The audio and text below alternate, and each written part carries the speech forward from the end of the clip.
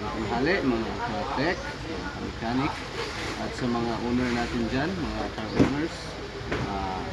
Kunting tip na naman at saka i-explain ko lang yung trouble nitong Fordscape kasi ito yung paragi o common issue ng mga sasakyan natin. So, ang nangyari dito, yung owner bumabiyahe umuulan, then umuulan na malakas, tapos nagtaka siya kasi kung daw medyo yung kumakadjut-kadjut na yung sasakyan, no power, tapos halos mamamatay na, then ayaw na ma-accelerate na maayos. So dinala sa ibang shop kung saan, basta dinala doon. Then yung diagnose is alternator daw. Kaya tinignan nila yung alternator, pina-check nila doon sa ewan ko kung saan, kaya palitin daw. Pero hindi naman related pa. Kahit sira yung alternator natin, dapat okay yung revolution, rev natin, tsaka matatakbo pa rin natin, may tatakbo pa rin natin yung unit. So yung mangyayari lang doon is yung baterya na-drain. So hindi na sa atin kasi hindi na satisfied yung owner. Yung nangyari dito, sinek natin, pag-scan natin, may 4 na fault. Description sa pag-scan is sira na yung fan, ayaw ma-detect ng computer box, si knock sensor, si throttle body,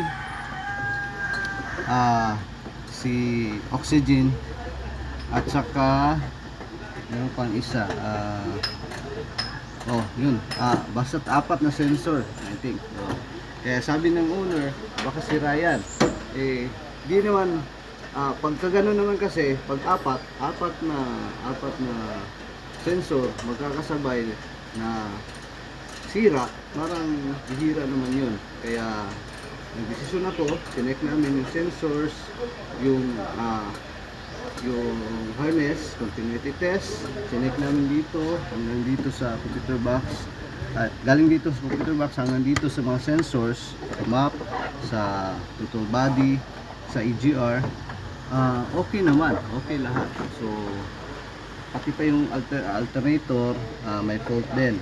Pero yung alternator talaga nung time na yun, sira din.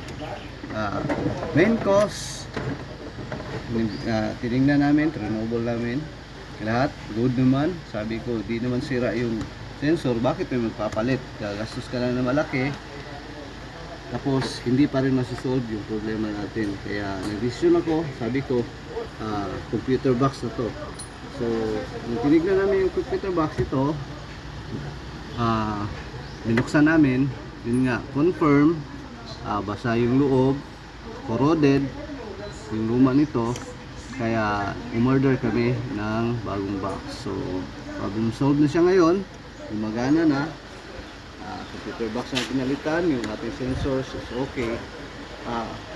Yung dahilan pala kaya nasira yung computer box natin, kahit mababasa naman po dito, okay lang naman, di naman papasok yung tubig. Yung problema talaga, pag tayo ay nagpa-parking sa labas, kasi ganitong unit lang naman pa-parking sa labas, napapasukan ng dumi. Lalo na mahilig tayong mag-park sa ilalim ng mga puno.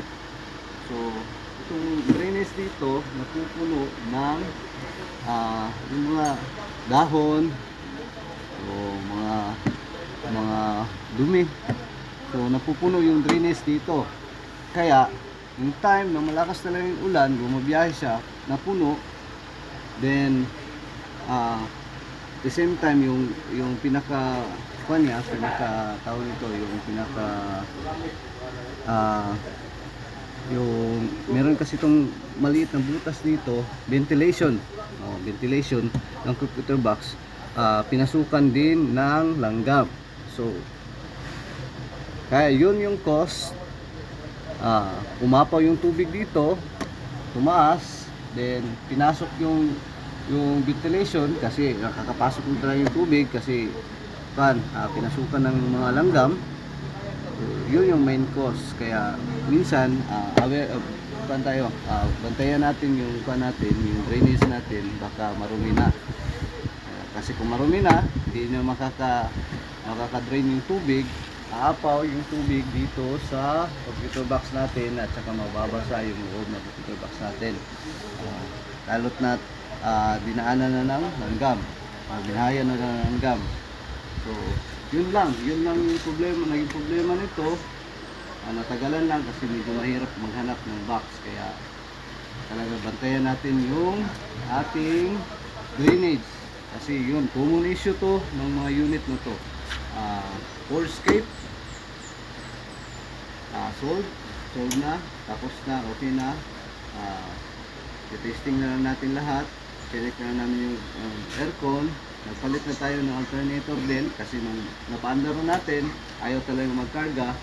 So, di ko alam kung anong dahilan nun, nung pagbaklas nila sa ibang shop o sira na talaga. So, no-comment na ako dyan. Basta, ang main cause kaya ayaw nang tumakbo to, nagpupusa na siya ng ng rev from 2,000 to 3,000, tapos ayaw mong ma-rev ng manual.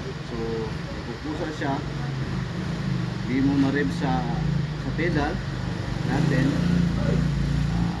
Yun yung naging trouble nito. So, sa awa ng Diyos, okay na naman. So, yun lang mga ka-tech at saka mga car owners, bantayan natin, especially sa unit na to. Common issues is computer box. So, bantayan natin yung drainage natin at saka bantayan natin yung yung pinaglalagyan natin ng sasakyan natin kasi minsan pinabahayan na rin ng langgam. So, halo-halo na yung nagiging cost. So, yun lang mga boss at saka mga katek natin, mga kamekanik, mga car owners, magandang tanghali. Salamat.